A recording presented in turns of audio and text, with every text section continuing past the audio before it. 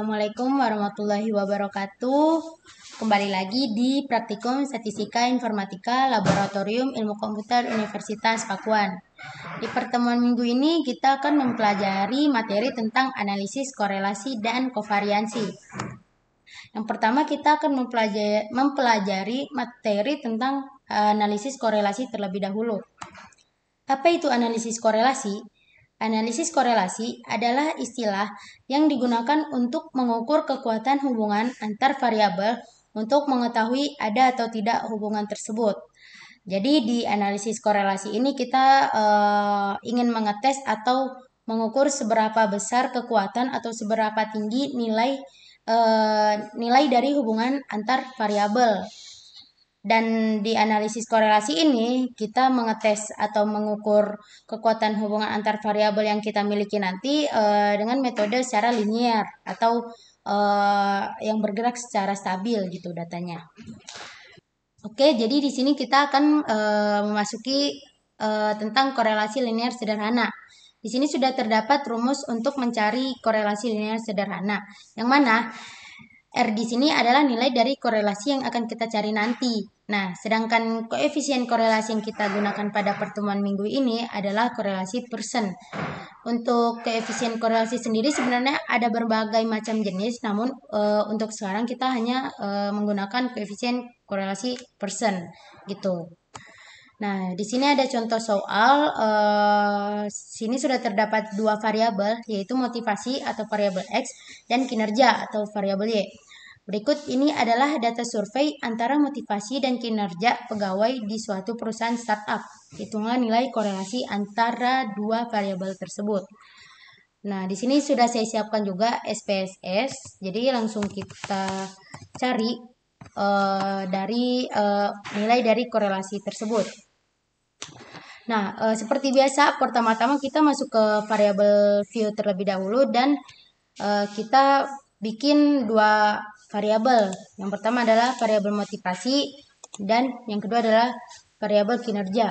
Untuk measure-nya sendiri seperti biasa kita ganti menjadi scale dan desimalnya diganti menjadi 0. Jika sudah kita inputkan data pada data view, selanjutnya untuk mencari nilai dari korelasi tersebut kita masuk ke menu analyze.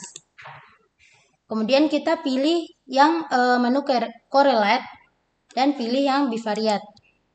Nah, jika udah pada pop-up menu bivariate correlation ini kita pindahkan variabel motivasi dan variabel kinerja itu ke kotak variabel.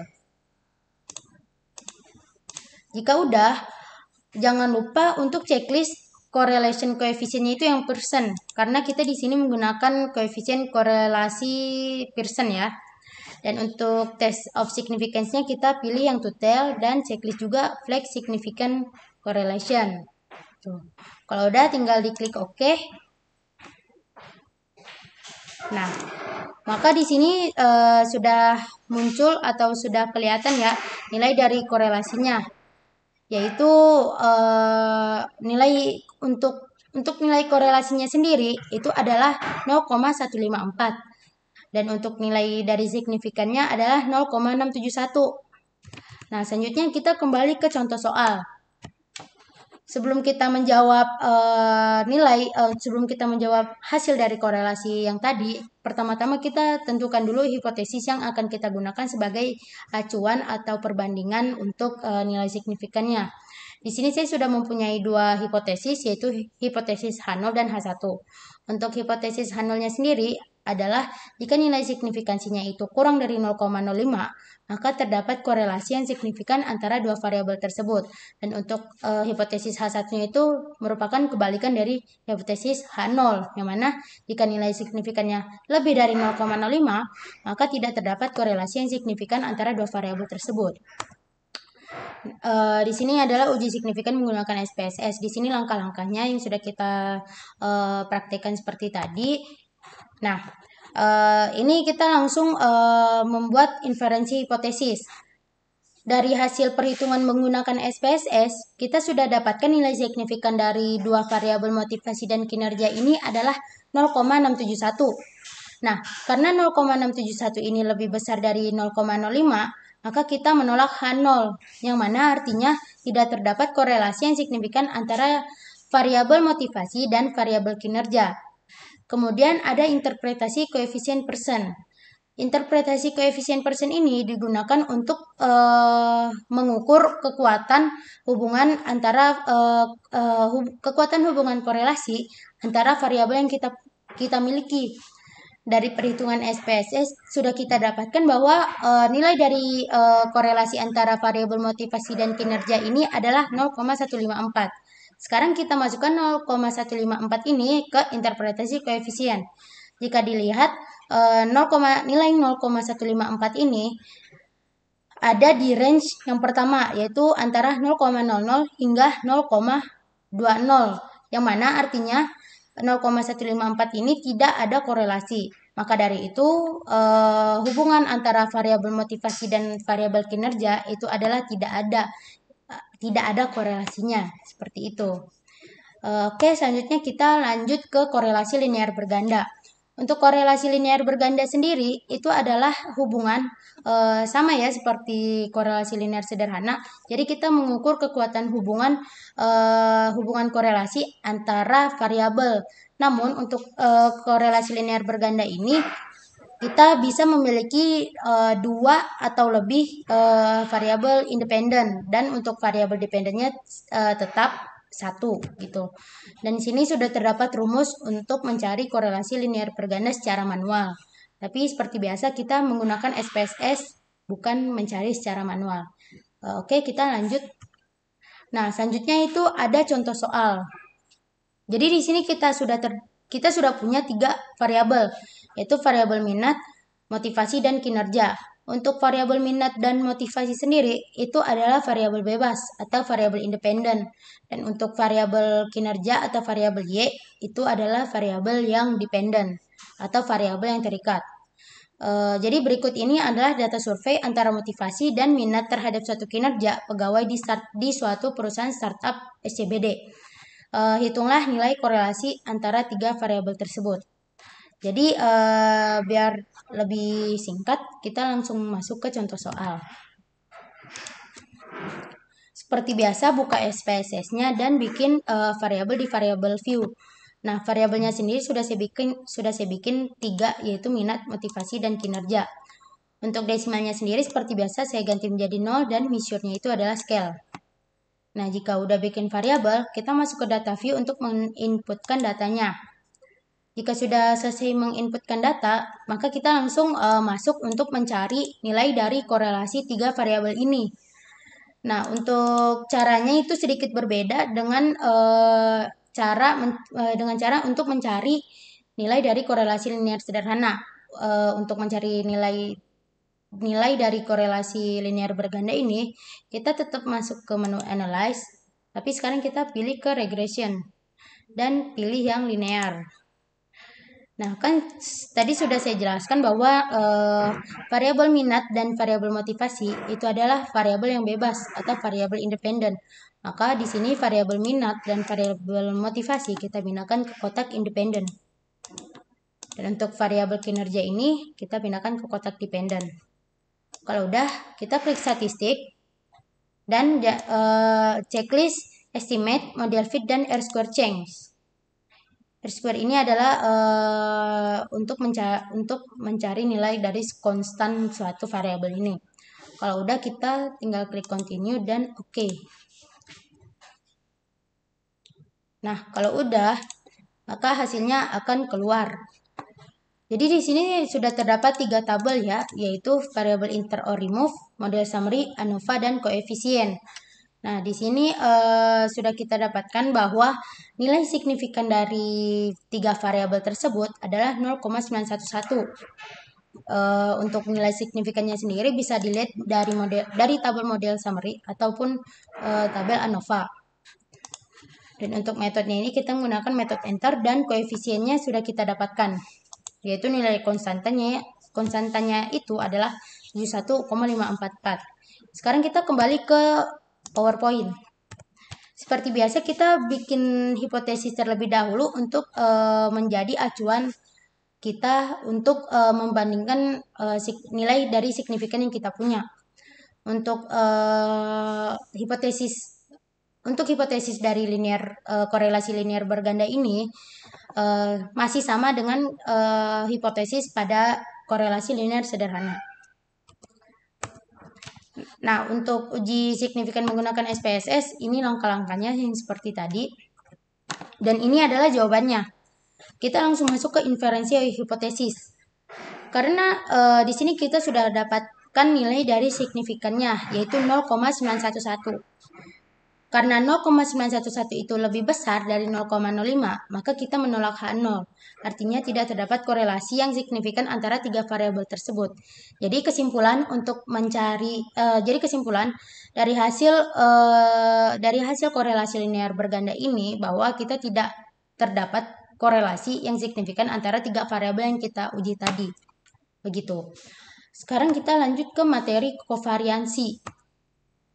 Kovariansi adalah sebuah perhitungan statistik yang membantu untuk memahami hubungan antara dua gugus data. Dua gugus data itu bisa dibilang seperti data view juga ya teman-teman.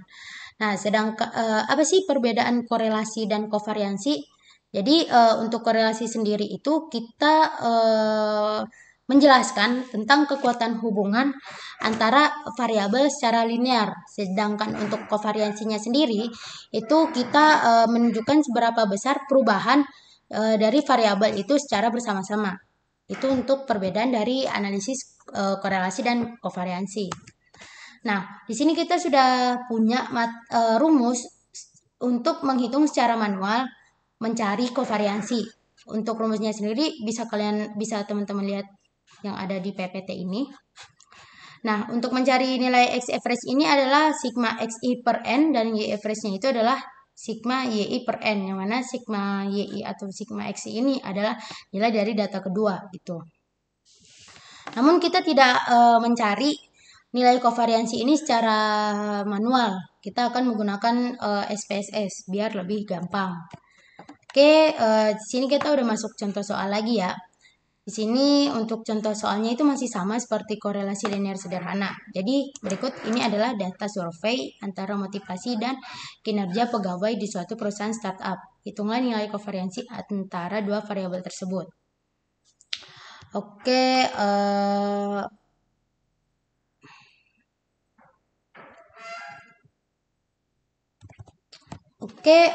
sekarang kita langsung masuk ke SPSS.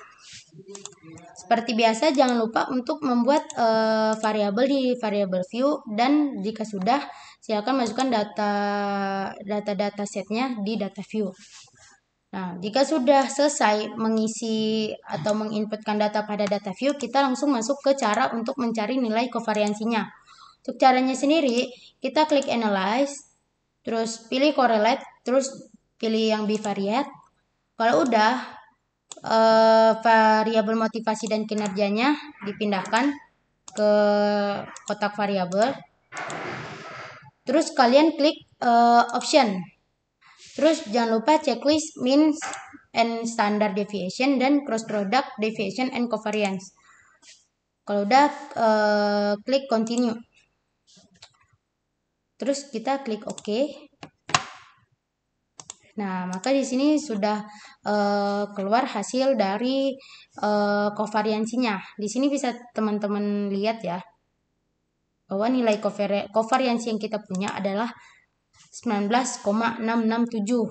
Nah, mungkin teman-teman di sini bertanya-tanya, kenapa kita uji analisis korelasi menggunakan regression linear. Nah, itu karena kita bisa mengujinya karena kita di sini menguji data tersebut menggunakan metode linear, atau yang mana pergerakan sebuah data tersebut sangat stabil, tidak terdapat perubahan yang signifikan. Dan mungkin teman-teman juga mikir kenapa kita mencari nilai kovariansi menggunakan menu yang korelasi. Karena di menu korelasi sendiri itu terdapat menu juga untuk menampilkan hasil kovariansinya nih, yang ini. Makanya kita tadi jangan lupa checklist untuk cross product deviation and covariance. Nah, dan ada ya kovariansinya. Nah, gitu.